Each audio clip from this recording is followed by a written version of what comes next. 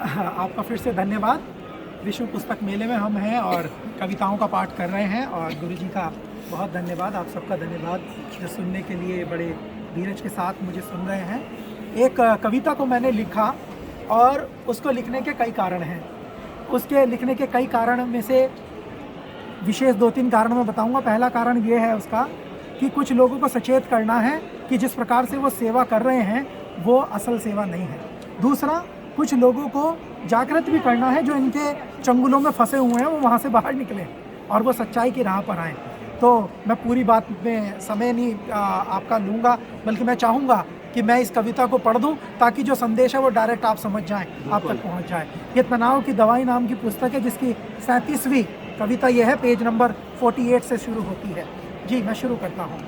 प्रचार जैसे बिका हुआ अखबार हो गया, प्रचार जैसे बिका हुआ अखबार हो गया, सेवा करना भी आज एक व्यापार हो गया। सेवा करना भी आज एक व्यापार हो गया। यीशु के चेलों को तो आदेश था, यीशु के चेलों को आदेश था कि वो घर घर जाएं, सुसमाचार सुनाएं, मार्ग में जाएं, 2 कुर्ते ना ले जाएं।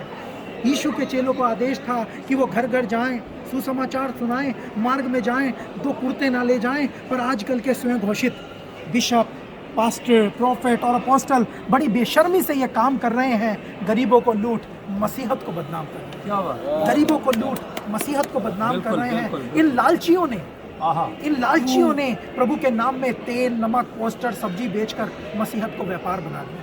इन लालचियों ने प्रभु के नाम में तेल, नमक, पोस्टर, सब्जी बेचकर मसीहत को व्यापार बना दिया। इनकी भक्ति सच्ची ना रही, इन्होंने इसे कमाई का द्वार बना दिया। इनकी भक्ति सच्ची ना रही, इन्होंने इसे कमाई का द्वार बना दिया।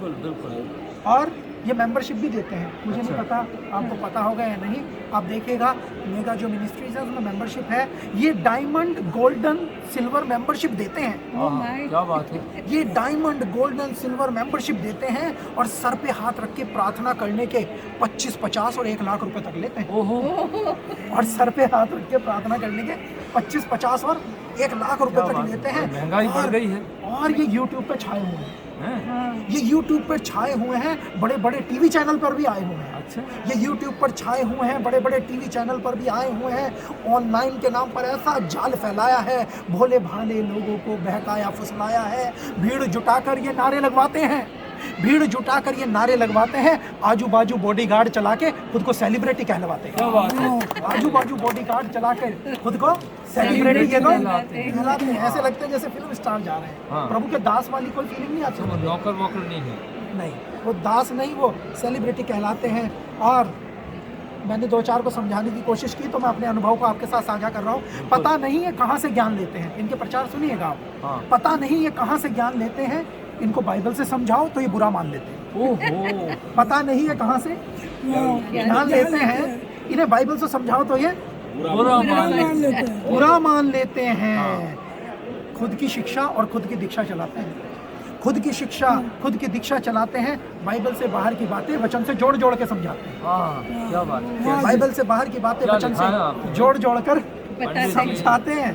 पंडित जी को मानना चाहिए, बहुत अच्छी और मेरा मन करा कि यहाँ तक ना रुके क्योंकि मेरा अनुभव ठीक नहीं रहा इनके चेलों के साथ भी। तो चेलों के बारे में कुछ पंक्तियाँ हैं, आप ध्यान दीजिएगा। बिल्कुल बोलिए। इनके जो चेले हैं, इनके जो चेले हैं वो इनसे भी आगे हैं। इनके जो चेले हैं वो इनसे भी आगे हैं। और ये वो हैं जो अपनी स्थानीय कलीसियाओं को छोड़ छोड़ कर भागे। अच्छा। ये वो हैं जो अपने लोकल चर्चेस को छोड़ छोड़ कर भागे हैं। इनको प्रार्थना करना और बाइबल पढ़ना नहीं भाता है। अच्छा। इनको प्रार्थना करना और बाइबल पढ़ना नहीं भाता है। सच्ची और खरी शिक्षा से इनका जी मिचलाता है। सच्ची और खरी शिक्षा से इनका जी मिचलाता है। इनके लिए इनके अगुवे, वो पापा मम्मी बोलते हैं आजकल। अच्छा। इनके लिए इनके अगुवे, पापा जी की आज्ञा प्रभु यीशु से भी बड़ी है। इनके लिए इनके अगुवे, पापा जी की आज्ञा प्रभु यीशु से भी बड़ी है। इनका ध्यान बाइबल पर नहीं है, इनकी आंखें तो अपने पापा जी पर गड़ी है। इनका ध्यान बाइबल पर नहीं है।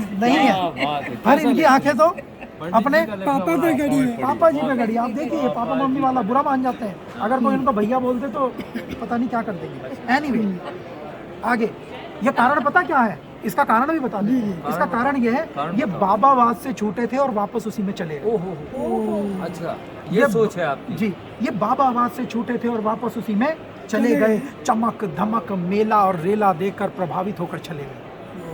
ये बाबावाद से छूटे थे और वापस उसी में चले गए। चमक धमक रेला और मेला देख प्रभावित होकर चले गए।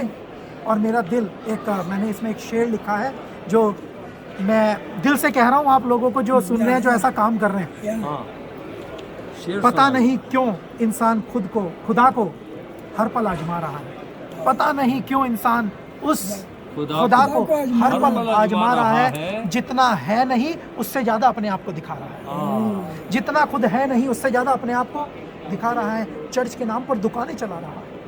चर्च के नाम पर दुकानें चला रहा है। और मैं उनसे यही कहूँगा कि ये अंधा हो चुका है, समझ खो चुका है कि जिसने प्यार किया और जान दी सबके लिए, कि जिसने प्यार किया और जान दी सबके लिए, वो कल यहूदा इस्करियोती को समझ ना आया और आज इनके नहीं आ रहा है। जिसने प्यार किया और जान दी सबके लिए, वो कल यहूदा इस्करियोती को समझ ना आया और आज इनके नहीं आ रहा है। उसने 30 चांदी के सिक्कों में बेचा था उसे। हाँ, उसने 30 चांदी के सिक्कों में बेचा था उसे, और आज वो इन लोगों के द्वारा रुपए और डॉलर में बेचा जा रहा है। क्या और बात आज कह दी है। वो इन लोगों के द्वारा पंडित रुपए जी, और क्या बात कह दी। डॉलर में बेचा जा रहा है। तो सॉल्यूशन क्या है? आइए हम इनके लिए दुआ करें। अच्छा, ये दुआ है सुमित की कि प्रभु आंखें खोले इनकी।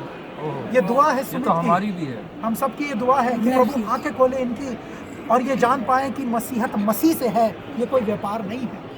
मसीहत मसीह से है, ये कोई व्यापार नहीं है। ये मसीह के बलिदान को समझना है। ये प्रभु यीशु मसीह के बलिदान को समझना है। यहाँ अपने खुद की नहीं चलानी है, पर बाइबल के सच्चे पैगाम को समझना है। यहाँ